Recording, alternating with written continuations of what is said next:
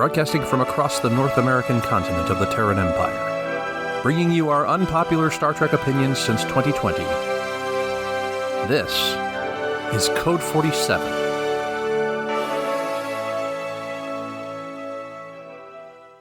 And we are back again, ladies and germs. This is the Code 47 podcast on the Secret Friends Unite podcasting network. I am your host, your humble servant, Trek Lord of West Michigan, Captain Charles C. Carden of the USS Grand Petoskey, a chapter of the Star Trek International Fan Club based here in exciting Grand Rapids, Michigan. And with me, I would say, as always, but actually, this is going to be for the last time for a little bit because I know he's rubbing the tears from his eyes, which I totally understand. I mean, working with me it's a pretty fantastic experience. I get that.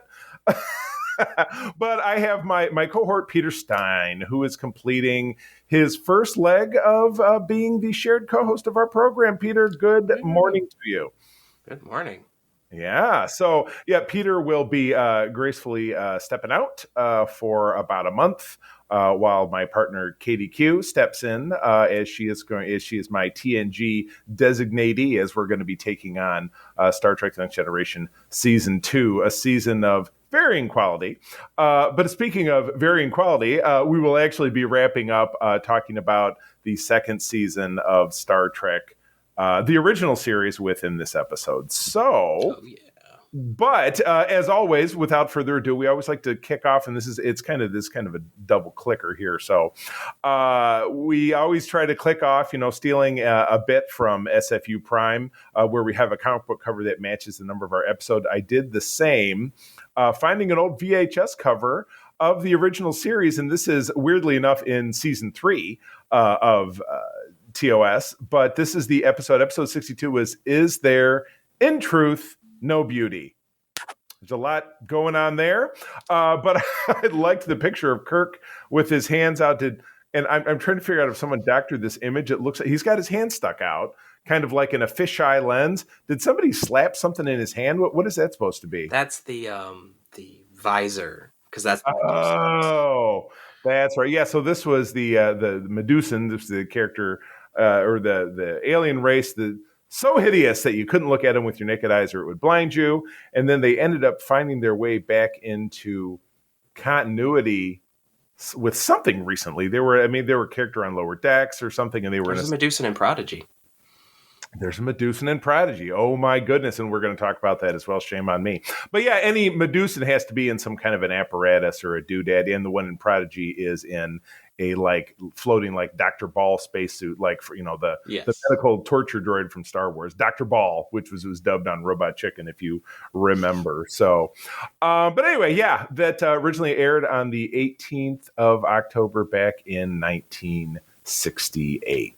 The third final and somewhat much maligned end of TOS.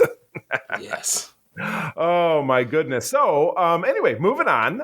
We have since our last, because we recorded, I think we recorded on a Thursday, or we recorded too soon for both of us to have watched. So we actually have 3 new segments to talk about in this episode. So we have 2 segments of Discovery, and then we have the wonderful return of Prodigy, which we just got this past week. Prodigy is going to be back on the airwaves in February. Katie and I will be continuing to talk about that in our next episode. But the Discovery is they're on a little vacation. They had a mid-season finale, which again was kind of sprung on us as a surprise. But we're rolling with it. So, Peter, without further ado, talk to me about season 4, episode 6 of Star Trek Discovery. All right. Episode 6, titled Stormy Weather. So, on their quest to seek answers about the DMA, the Discovery ventures into a subspace rift created by said DMA. In the meantime, during this whole situation, Book faces a strange visitor from his past. Righty root. Yeah, so we had a definite A story, B story happening. Thoughts about this? I thought it was interesting having Book's dad show up. Mm-hmm. They didn't play it the same way that they normally do. when this sort of stuff happens. Because this was definitely more of the, oh no, he's actually here in some way. Right. Rather than just a hallucination. Like normally it's just like your subconscious talking to you Right. when they do this, but this is the way that they do it. It's very clear that this is a different entity, right, than just Book's subconscious. So I thought that was interesting. A little bit of inner conflict being brought out and then resolved. So gotcha. No, I agree. So the B story was interesting. Yeah, I think so too. The A story, I mean, really the A story and the B story, though you said, there were some notable tweaks with how this was different, obviously, with those from Kwai-Jan and Book's race. The A story had a lot of kind of sameness to it. And as we say in our intro here, spreading our unpopular opinions, I'm not super fond of Adira and Gray. I found them both super off-putting and annoying in this episode. Oddly, I've been finding them kind of irritating. Yeah, I guess, and maybe this is the fact that they're so young and they're so contemporary, and I'm old and not contemporary, though I do appreciate the show. But it has nothing to do with the transgendered natures of the characters at all. I just find them to be really not very impressive actors. They're just not really doing it for me. I think some of it has to do with just how the characters are written. Mm-hmm. And I think for you and I, at least, some of it may just simply be that the way that they speak is just very Gen Z pudding. Yeah, very, exactly.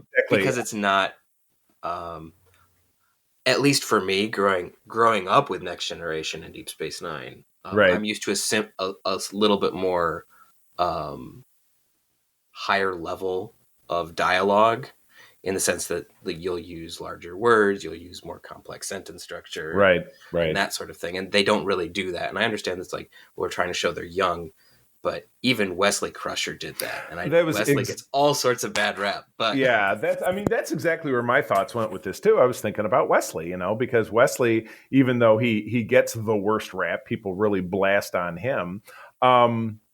He still talked normal, and he still behaved in a way that just didn't quite seem so. I don't know. I mean, I was a teenager at the time. TNG was new, and I was a teenager. I watched it when I was in high school. So I in some ways, I really clicked with him. But it's funny because when I started watching the show as a regular viewer, he had already departed after early in season 4, because it wasn't really until seasons 5, 6, and 7 that I was watch it every week and tape it and study it and stuff. And then I went back over time and taped the older episodes because they were on in syndication and this and that. So yeah, I just, I get the characters. I get why they do what they do. And, as part of it is they're also, they're taking the two of them in tandem to replace Tilly. Right. That's what I read as what they're doing. Which is, as we've discussed, I had my fill of Tilly without a doubt. And I think that's part of it, is they're taking that writing style and putting it on the characters, because like Adira didn't behave like this in the previous season. Right. She was a little bit more I don't remember the right term, but a little bit more reserved, I think. Right, exactly. Yeah, she was being introduced, and she was a little bit more kind of fine. And I mean, and that character went through quite a transition as well. Being that she was, the mixed up Trill and figuring out why she was seeing Gray. But yeah, I just, the two characters are just not doing a bunch for me. I liked, the Discovery crew, having this, like, oh man, I want to get going. Let's do this thing and let's do that thing. It's funny how this bit in the DMA, it reminded me a lot of an episode that we talked about a little bit ago for TOS. The amoeba, the big amoeba. Well, and it really also reminded me, I started watching ahead TNG episodes, and the Where Silence Has Lease, or early in season 2, was they get stuck in the rift with Nagilum. And so I was kind of like, oh boy, space anomaly and this and that. So anyway, in summary, not the greatest segment with the A story. I found it kind of annoying, but I enjoy Book as a character, and as we're going to talk about in the mid-season finale, going to become quite a pivotal character. So moving on to episode 7, But to Connect. Peter, please. All right. Tensions rise as representatives from across the galaxy gather to confront the threat of the DMA.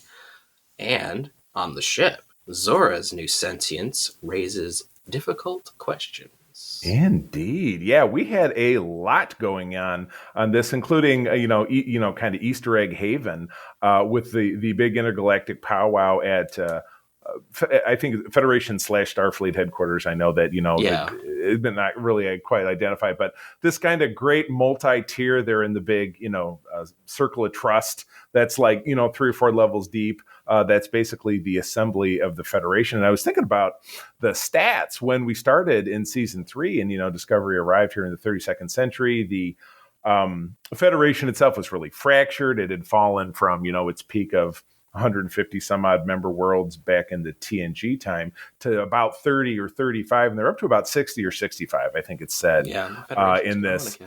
And this is after a year's time of Discovery bopping around and helping reconnect people and giving out dilithium and this and that. So Discovery kind of single-handedly saving everything. But it was really cool to see this big assemblage. But yeah, the big Easter egg was when they're performing the vote as far as what to do about the DMA, because our mysterious stranger, whose name is now escaping me. What's the name of the guy who's the big arrogant science jerk? Oh, dang it! Let me quickly check. I know, can't remember his name either. It was funny as I was watching. I was like, it's Kovich, but it's not, because that's the guy with the glasses. When it jumped out at me, I'm like, oh, this guy looks really familiar. There is a big correlation, and I bet you could Google it and find a nice solid list. The old Fox show 24, which I absolutely love, with Kiefer Sutherland, which was on the early 2000s. He was how many Star Wars or Star Trek to 24 crossover actors there are. This guy was one who was at the beginning of season 4. He was in it for like a half an episode, and he was with Jack, and then he got shot and killed. But I'm like, but that guy really jumps out at me. As he jumped, it was so dumb, because in that episode he jumped out from behind a car and got shot right in the sternum and died. So really memorable role. Is it Tarka? Tarka. Yeah. Tarka is his name. He's like, well, I find it.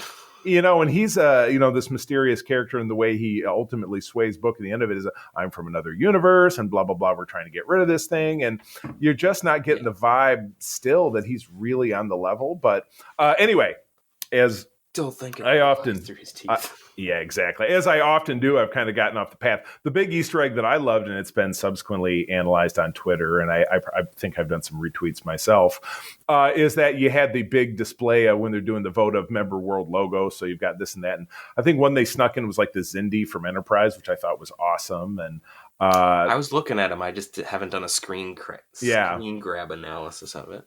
The president does. The president, who herself is a Bajoran Cardassian human heritage, which is just crazy.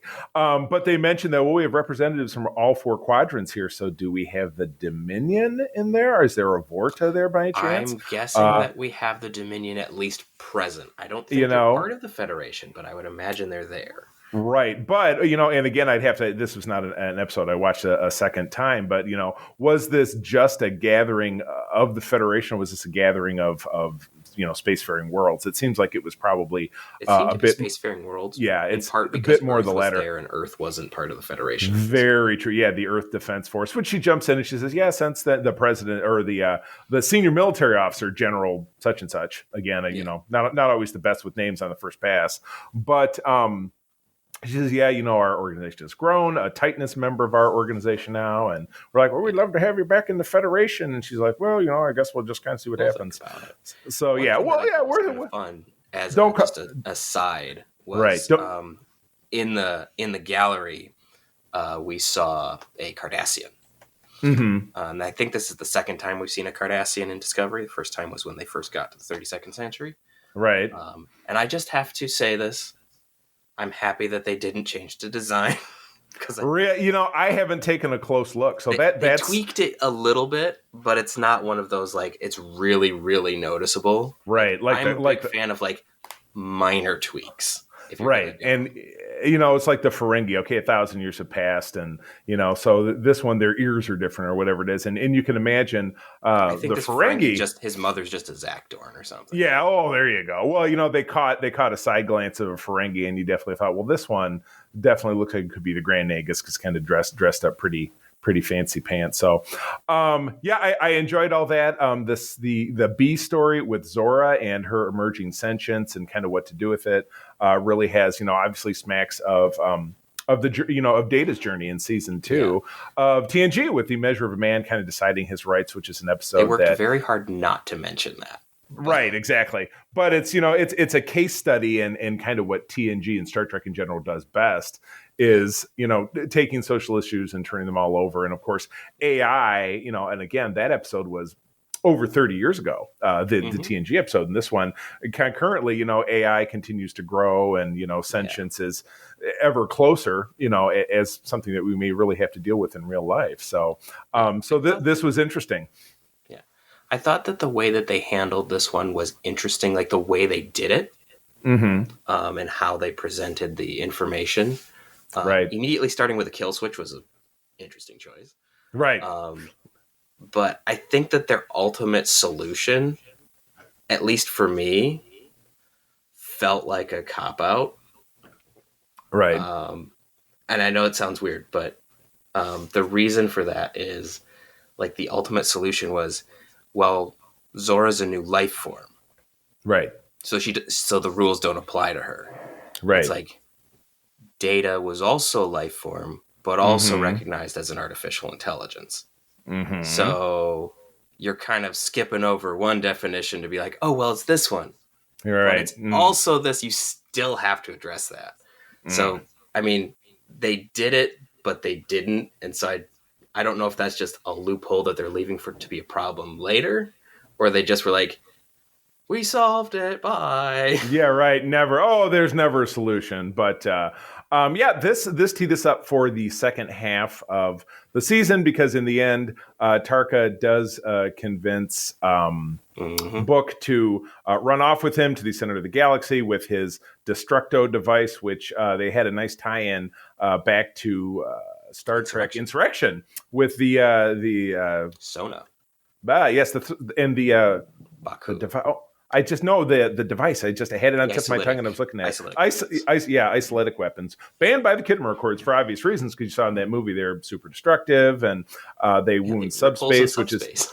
Yeah, right, which was even something that was addressed in a late series episode of TNG, which was, warp drive is cutting holes in subspace and breaking it down. And the reason Voyager had those multi I was going to say geographical, kind of variable geometry in the cells was to prevent that issue. But now we're back to it again. So it's a different kind. So, but anyway, the kind of the outro trailer made it look like, and of course, again, in anything, they take all the best bits, but they look like it's going to be a real rip roar and, we got to go stop them and this thing and that thing and blah, blah, blah. But it's funny, Burnham, has really kind of evolves as a character. She's come to the point that instead of being, the cowboy that she was in seasons 1 and 2 and even in season 3, that now Book has kind of taken her role as the, I'm going to run off and do the thing off book, as it were. You know what I mean? Yeah. So it's interesting. It's really, I think it's, a fair interest in kind of growth in the character, I think. But we will find out. Discovery does return on February 10.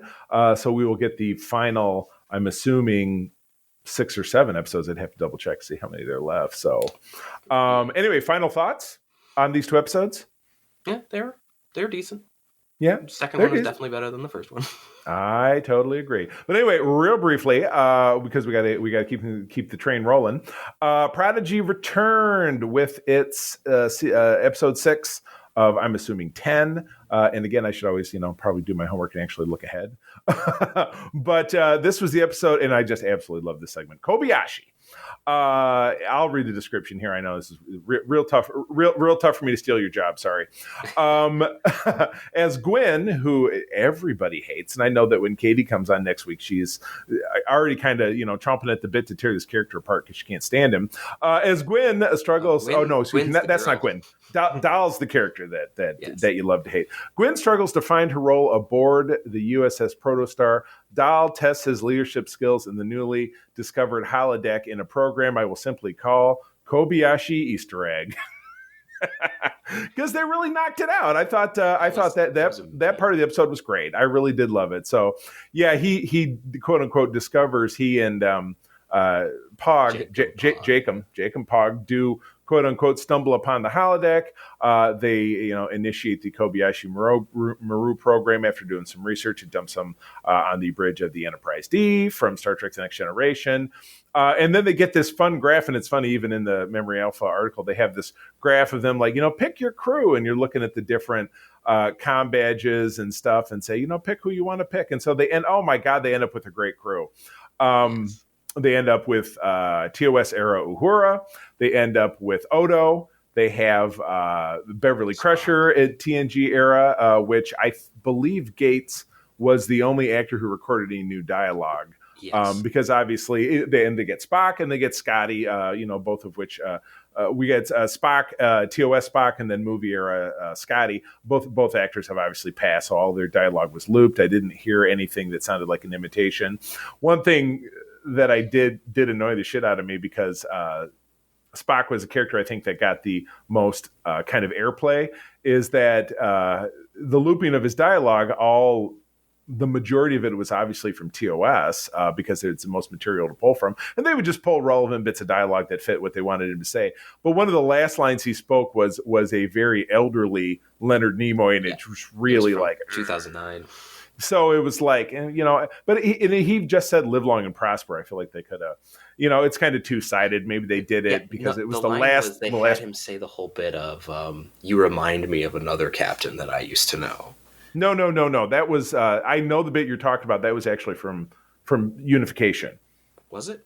Yeah. Okay. No, similar. The last thing you heard Spock say was simply "live long and prosper," and it was the 2009 dub.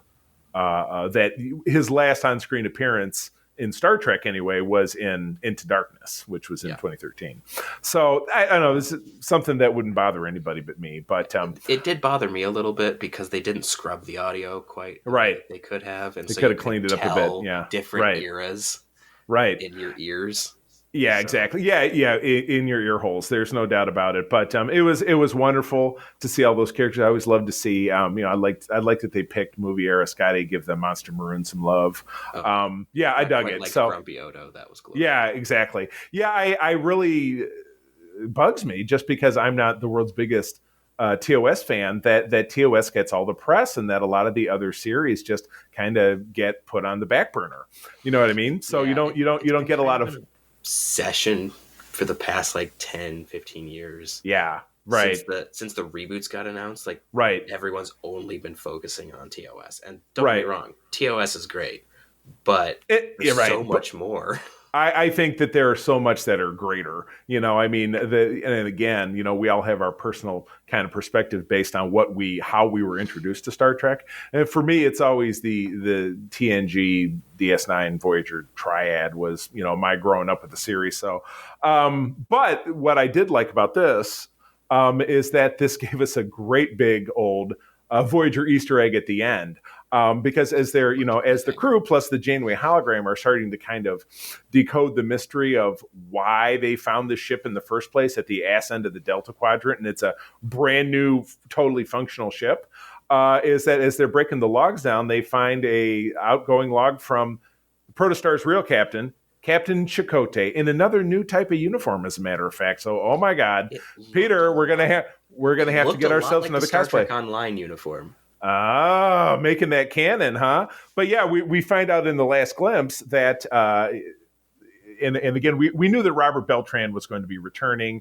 He's also going to be with actor David David, I think, from Hamilton and Blackish, if you know the actor I'm thinking of, and actress Jamila Jamil, who was on The Good Place, are going to be two other members of the Protostar crew that are obviously displaced somewhere. So I would imagine that means they have to turn around or something, or kind of decode the mystery of what the heck happened to Chakotay and his crew. But I'm fired up. Of the Voyager characters, I always kind of feel like Chakotay was my favorite because I tend to gravitate towards first officer characters, and Riker is my guy. And so, but I always really like Chakotay. I have a Chakotay cosplay. I actually, because I have the jumpsuit, as many people do, but I actually did commission one of my my badge and board guy to make me Chakotay's pin. So I do have that, and I have a picture. I think I posted in the past when I was in college. I had a friend who had a family member who was a seamstress. My friend had kind of a Catherine Janeway vibe, so she and I did Halloween one year as Janeway and Chakotay, and she took a a mascara pen or whatever it is and drew the tattoo on my face perfectly. If I haven't shared the pictures, I may go ahead and do that on Twitter when we drop this episode. But that was fun. That was my first real Star Trek cosplay experience. That was back in 1995 when the show was new. Just starting season 2 of Voyager. So I love this episode. It's funny, this summer he started talking about what Gwyn was doing. I don't even remember. All I remember is how great the holodeck thing was, and how close Dahl comes to actually beating the Kobayashi Maru, but still fails. The warp core. I know. Gotcha. More isolated equipment, which is not really a solution because you strand the ship and damage the ship. But then, in the end of it, he's still hilarious. He still blasts out a torpedo and blows up the Enterprise. So I just thought it was great, though, where it's just like, overload the warp core. I'm sitting there going, okay, what you doing? Eject the warp core. Okay. Right. This is interesting. Just like an insurrection, you know what I mean? So this coming back, so giving some insurrection love. So I'm excited about this. Like I said, we probably have another 4 episodes before we get back into Discovery. So I'm excited, and again, I love that this show has the vibe to get the young people interested in Star Trek. So I am totally fired up about that. So, closing the book on the new stuff, out with the new, in with the old. Peter, it's your last segment for a while. Sing me the song. All right. It's been a long road.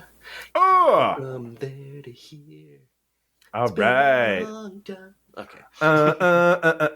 We are wrapping up season 2 of Star Trek, the original series, with another 6 episodes. Which to my regard, I feel like these are probably 6 of the better episodes of the season, because we did have some not great ones. But I tell you, we're not pulling any punches with the first one. So Peter, go ahead. Oh yeah, one of my personal favorites, episode 21. I think, yes, of the season. Patterns of Force, directed by Vincent McEvedy. Written by John Meredith Lucas, aired on February 16th, 1968. The crew of the Enterprise visits a planet dominated by a Nazi culture and at war with its planetary neighbor. The Enterprise is visiting the planet of Ecos that is surrounded by Xeon inhabitants. Ecosians are violent and Xeons are peaceful. The Enterprise wants to contact Professor John from Earth, who came here to research, supposedly without interaction. But the planet turned into a Nazi-type colony, hating the Xeons. Right. John has apparently become Der Fuhrer of Ecos and leads a plot to eliminate the Xeons. Spock and Kirk beam down. I said it's not good. No. Spock and Kirk beam down and try to contact John, but run into trouble and, they get put in jail. The scheme to run out of the jail, they get out of jail with a Xeon and make another scheme to meet John, but realize that John is drugged and Malicon is controlling the entire process. Dr. McCoy is beamed down in a closet and gives a stimulant that finally awakens John, who then explains to Kirk what went wrong with his observation, and then he gives a speech to the people, restores peace to Ecos, and Malicon is put in jail. You're right. Oh my God. Restored.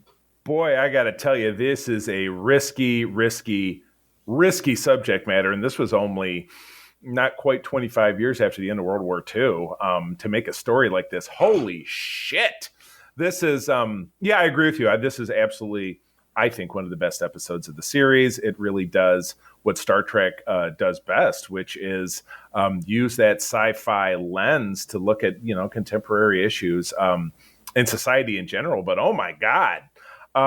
First of all, crazy costuming, because you got a lot of these Nazi uniforms going back and forth, and Yep. I mean, Hollywood was making a whole lot of World War II movies at the time, so I'm sure they just borrowed a whole set from. They just John rolled Wayne in movie or something. big old rack of this week's World War II establishment movie. But this episode, I think, had one of the best, and I've heard it referred to in other writings of interactions between McCoy and Spock. As Spock is trying to gently, break the bars, and they're doing some back and forth, and McCoy is just saying, "Well, thank you for saving my life." Well, and then Spock very coolly says, "Well, you're the CMO and whatever," and he's like, "I'm trying to thank you," and "Oh yeah, I know you humans need to do this thing and that thing," and he says, "Look, Spock," he says, "you would know what to do with a warm, genuine emotion if one crossed your path. The real thing that you're more afraid to live than to die, because every day you live is another chance that you're going to screw up and let your human side peek out." And then Spock just turns back, and he has this long, distant look in his eye as he just kind of absorbs what McCoy says, and that that's really where it's at for him. And then he turns back and says, my favorite Spock delivery, says, "Really, Doctor?"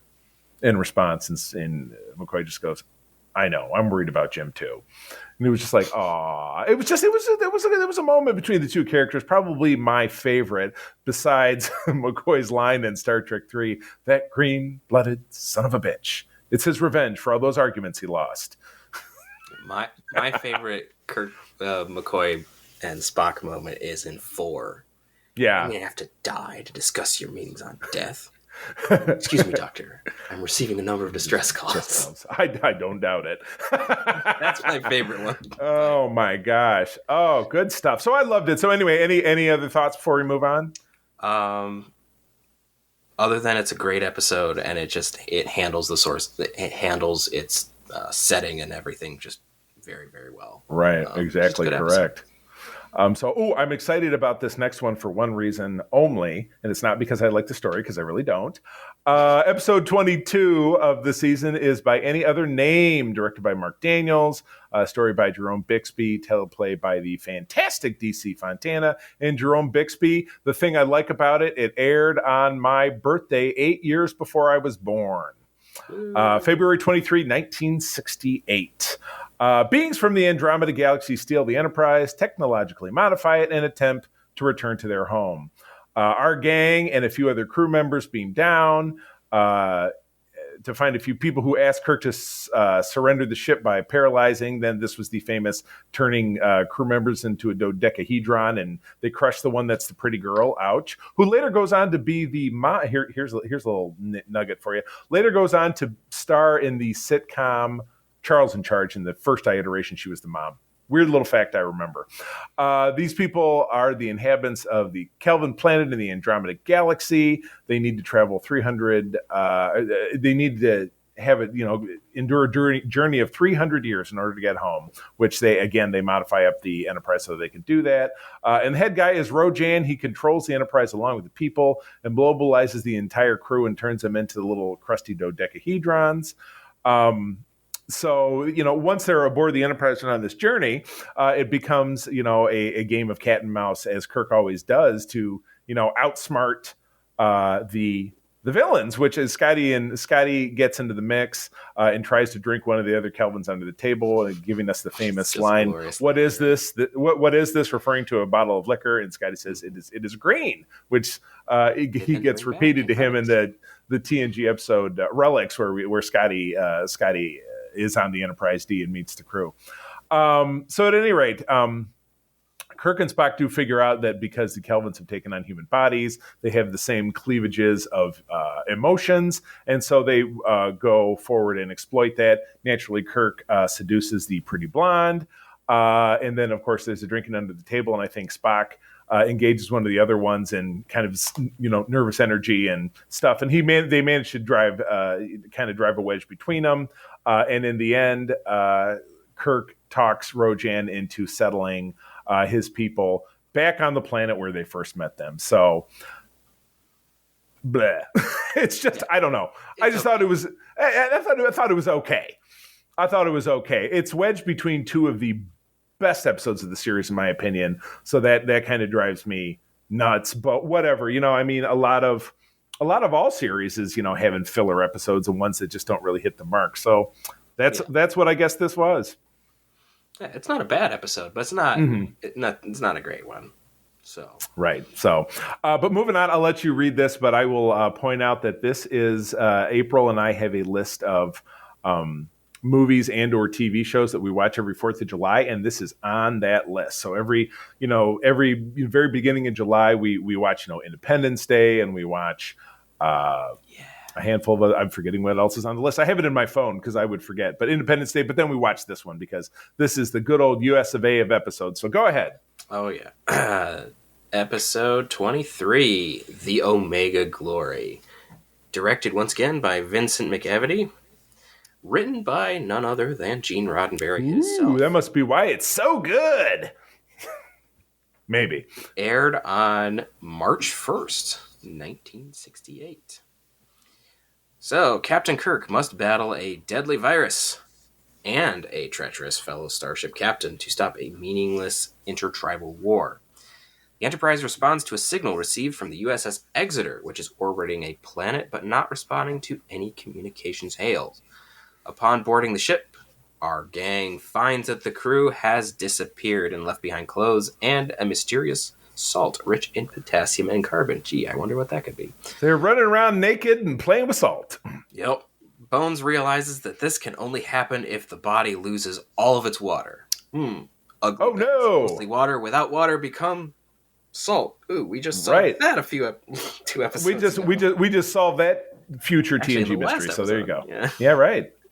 Spock plays the last log from the Exeter and finds a message that says everyone is affected by a virus and should not go back to their ship, but beam down to the planet's surface. Upon landing, they find the Exeter's captain, but he is fighting a war with the inhabitants on the side of the Yangs. Whoops. Not very prime directory of him, directorially. Actually, no, he's fighting with the comms. He's fighting against the Yangs. This is yes. Damn it. Okay, anyway, the landing party is eventually imprisoned, and Bones is instructed to find the cure of the disease so that they can go back to the planet's surface. Or technically back to the ship. Because they think that if you beam up to the ship, you're going to die. Right. There's something on the planet that they believe helps you live forever. They eventually realize that the human body develops antibodies for the disease within a few hours if they remain on the surface, and then they can beam back to the ship. This is a natural thing for the local Yanks and comms, which is why they live so long. Like this, right, the captain is once again seeking a fountain of youth, a la Insurrection. Finally, the Yangs realize that Kirk follows the same book as them. So, Native American literature, the American Constitution, and the flag are eventually brought out. But in order to decide who is right, he makes Kirk and Exeter's captain fight in a trial by combat. Makes perfect sense. I love it. Yes. Spock manages to gain the attention of one of the Yanks and trick her into giving back his communicator and beam down 3 security dudes. And they take control of the situation. Finally, Kirk, in one of his most bombastic and amazing speeches. So good. That's why I like it so much. It's one of my favorites. It's one of Kirk's best speeches. He tells the Yangs that their constitution is for everyone, including the comms, and they need to try to live peacefully.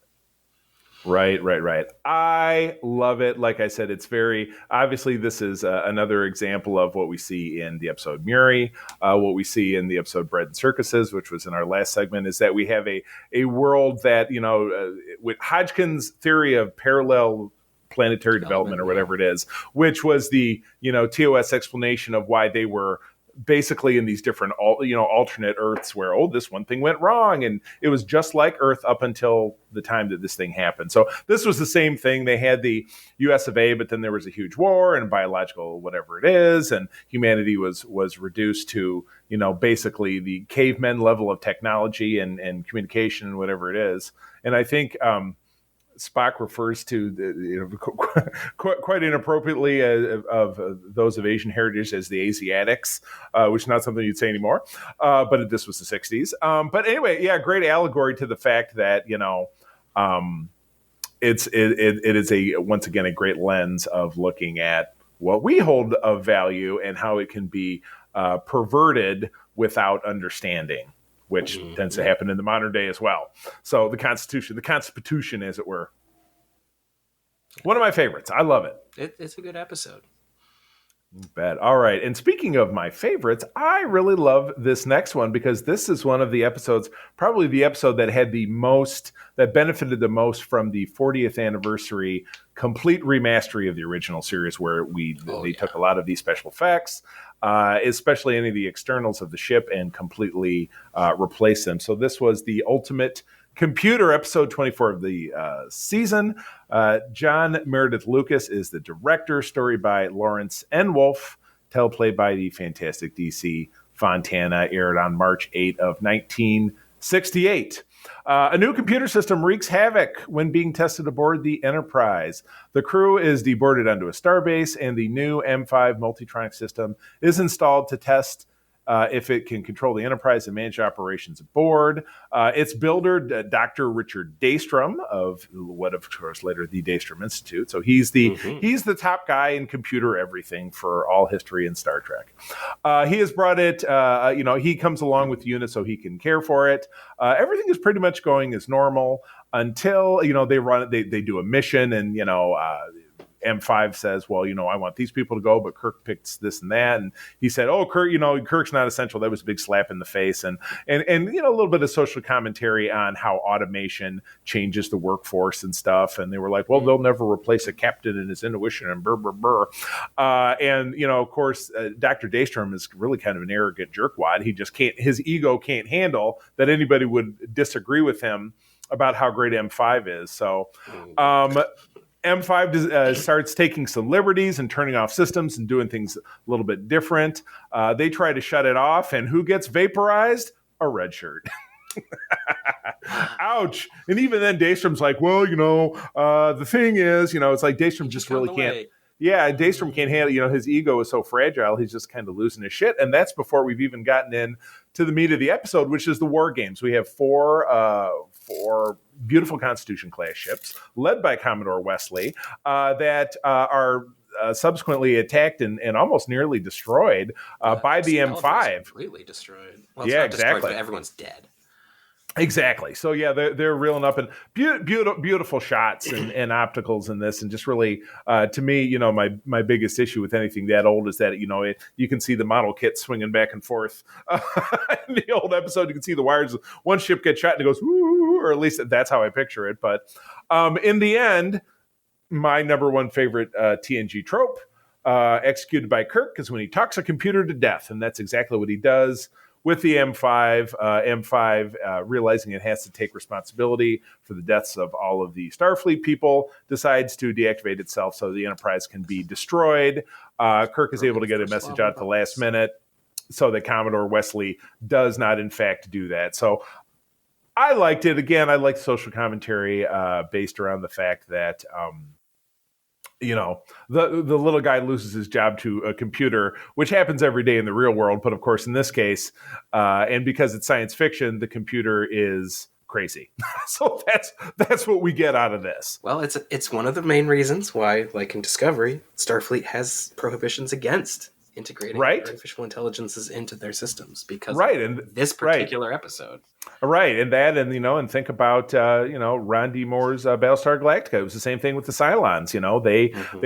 They invade computer systems, which led to the wipeout of the 12 colonies, except the Battlestar Galactica, which was an old ship that was not networked, and that's why they lived. So, which is actually one of the things that I really like about the new Battlestar.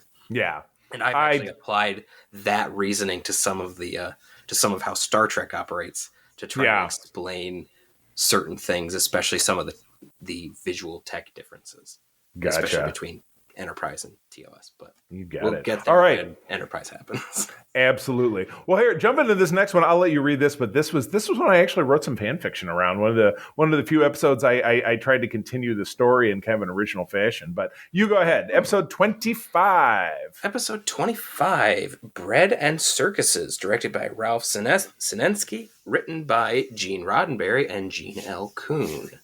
aired on March 15th, 1968. Captain Kirk and his companions are forced to fight in gladiatorial games, well, eventually, on a planet modeled after the Roman Empire. In what is described as a unconventional episode, which makes it so much more enjoyable. Right. The trio beam down to a planet to see and understand why a planet lives like a Roman Empire, where slaves are subjected to fight gladiatorial wars. They ask refugee people who have escaped this empire to help them get into it, where they can meet a former captain of a starship. No, of the space service, not a starship. As he points out, he's not Starfleet. Yes. One thing leads to another, and all three of them are captured. Spock and Bones are forced to fight, and later, all three of them are subject to the death penalty. Things take a turn, and Kirk, Spock, and Bones manage to get beamed back to the ship. Big surprise.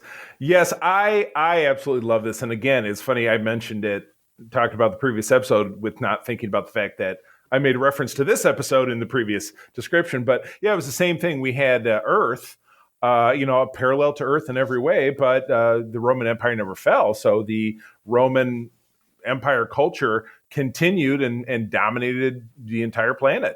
But we come along to them, and they have modern technology, which is the 1960s. So they have, TV gladiatorial bouts, and they have, they have automobiles, and they have, the beginnings of space travel and rockets and stuff. So, but yeah, I absolutely love this episode. You know what? I'm such an idiot. When the bit about Spock and McCoy I was talking about, that happened in this episode, not the episode I was talking about. Shame on me. Because they're worried about Kirk because he gets separated, and as the proconsul is trying to convince him to, hey, do things our way and blah blah blah, and Kirk's like, bite me.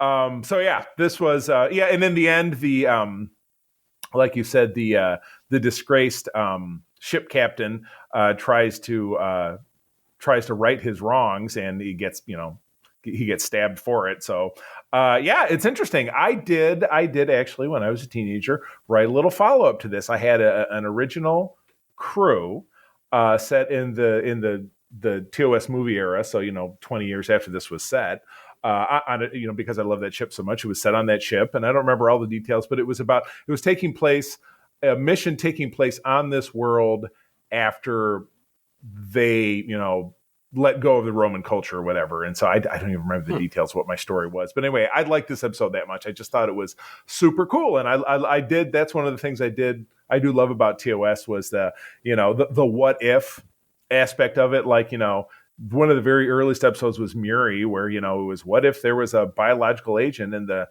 20th century that made everybody immortal, but once they reached puberty, they died horribly. So it's just like, what if da da da da da da. So I like that, and it's not something that's been employed by any other series, which is fine because it would be a tired trope if they did. You know what I mean? But normally they do alternate universes at this point if they're going to do it. Right, exactly, yeah. Which again started here in season 2 with the episode Mirror Mirror, and they've really run with it with the Mirror Universe. So and it could be running with it even more so in Discovery with Tarka and wherever the hell he says he's from. But you know what? He could be pulling a Mysterio from the Spider-Man films. He could be making it all up. It could be the long con.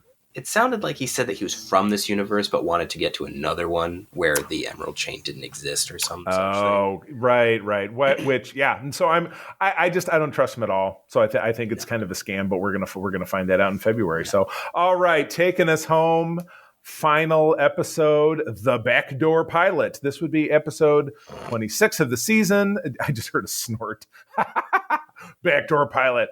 Yeah. This would be Assignment Earth, directed by Mark Daniels, story by Gene Roddenberry and Art Wallace, teleplay by Art Wallace. So again, Gene Roddenberry, that's 2 episodes. He didn't write a ton of the later episodes of the series, so it's somewhat significant when he jumps in there. Aired on March 29 of 1968. And again, Peter, you and I were talking about this earlier in the week. This employs one of the most nonsensical plot devices, which is summed up right in the sentence. During a historical research mission to 1968, We don't do that. Temporal Prime Directive, Department of Temporal Investigations. We don't do that shit. But the Enterprise encounters Gary 7, a human from the future who appears to be attempting to alter history. Enterprise is on a mission to observe Earth in 1968 when Gary beams aboard. When it beams aboard a mysterious man named Gary 7. I just said that. Why? Stupid.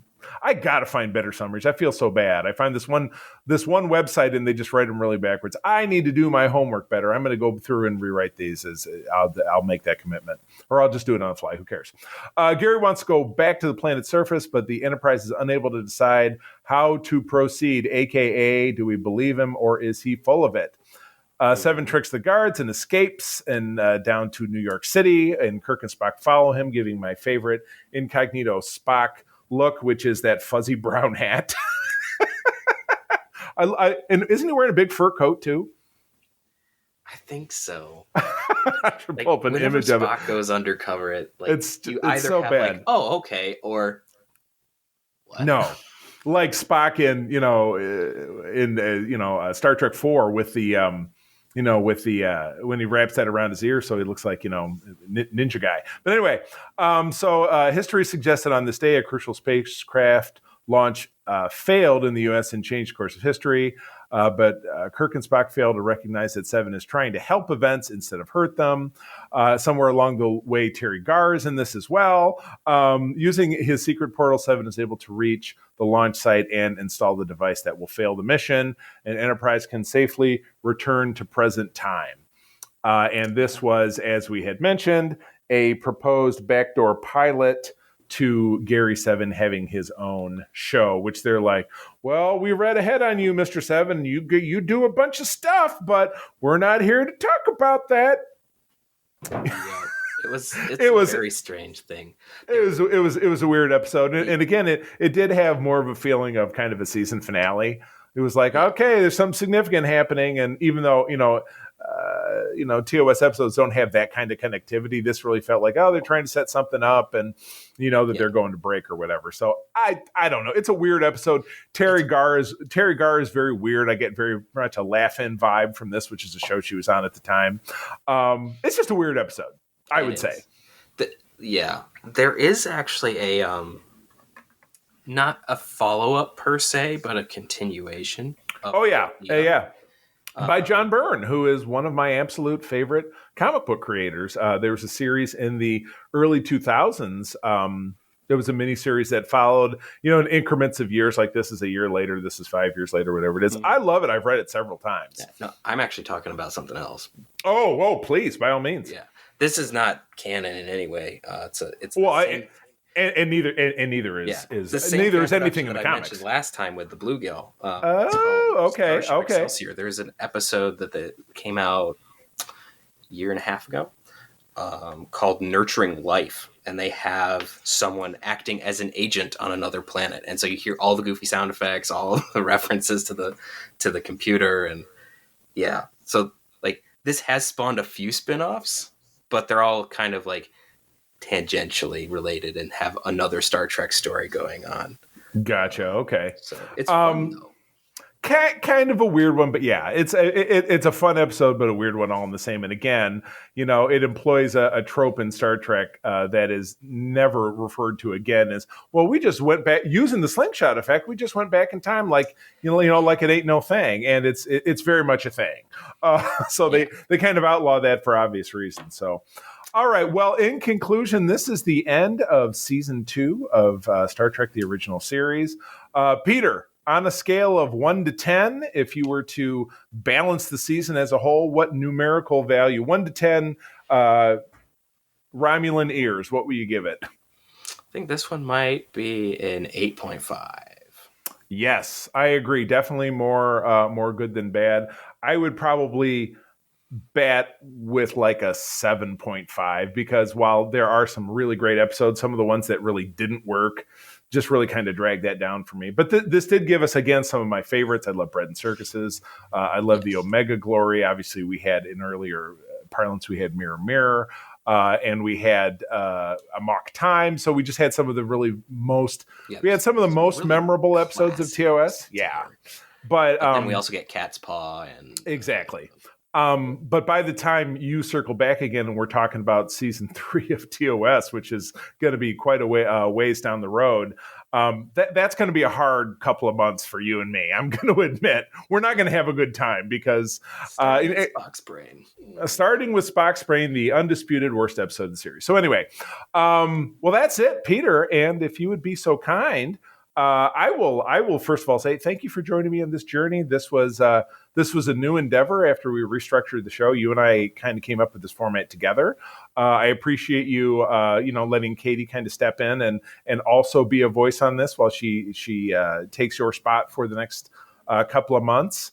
But yeah, you've been great. I've loved working with you, and I look forward to having you back when we jump into doing.